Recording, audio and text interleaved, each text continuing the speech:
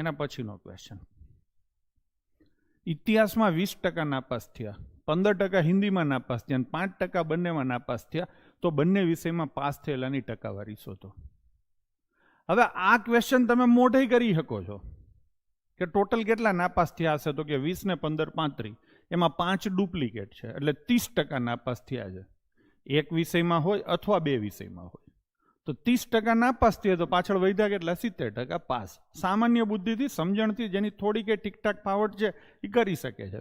જો મારે time pass કરવો હોય તો હું આ રીતે વેન ડાયાગ્રામ બનાવીશ. આ કયો વિષય લખશું? ઇતિહાસ. અને આ કયો વિષય લખશું? બીજો કયો વિષય છે? હિન્દી. બધા નાપાસવાળા જ લખું છું. ગમે ત્યારે વેન ડાયાગ્રામ બને ને ત્યારે ભરવાની શરૂઆત વચ્ચેથી કરવાની. બેયમાં નાપાસ થયેલા કેટલા? તો કે 5. ઇતિહાસમાં નાપાસ થયેલા કેટલા છે? 20.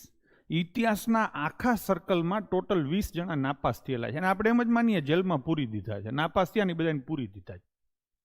તો 20 જણાને ઇતિહાસમાં પૂરેલા છે. ટોટલ 100 જણા છે. ટકા હોય એટલે એટલી તો ખબર પડે. એમાં 5 જણાને ડબલ જેલમાં પૂરી દીધા છે. બરાબર છે. હવે 20 જણા ઇતિહાસમાં ટોટલ પૂરેલા છે, એમાંથી 5 અહીંયા આવી ગયા તો 15 અહીંયા આવે. એવી જ રીતે હિન્દીનો હિસાબ કરીએ તો 15% વિદ્યાર્થી હિન્દીમાં ફેલ છે, એમાંથી 5% આવી ગયા તો અહીંયા કેટલા હોય? 10%. હવે આ ટોટલ બધા ફેલ થયેલા છે. 15 ને 5 20 ને કોણે પૈસા આપ્યા? ભેંસ વિયાણી છે, પાડો લઈ લેજો. હાલી હું નીકળો છો.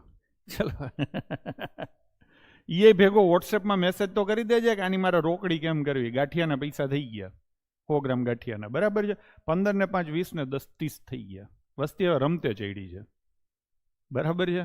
આમ એટેન્શન ખેંચી લે, 40 રૂપિયા નાખી અને સીધું પાર્ટી એટેન્શન ખેંચી લે છે. તો આ કેટલા થયા? 30.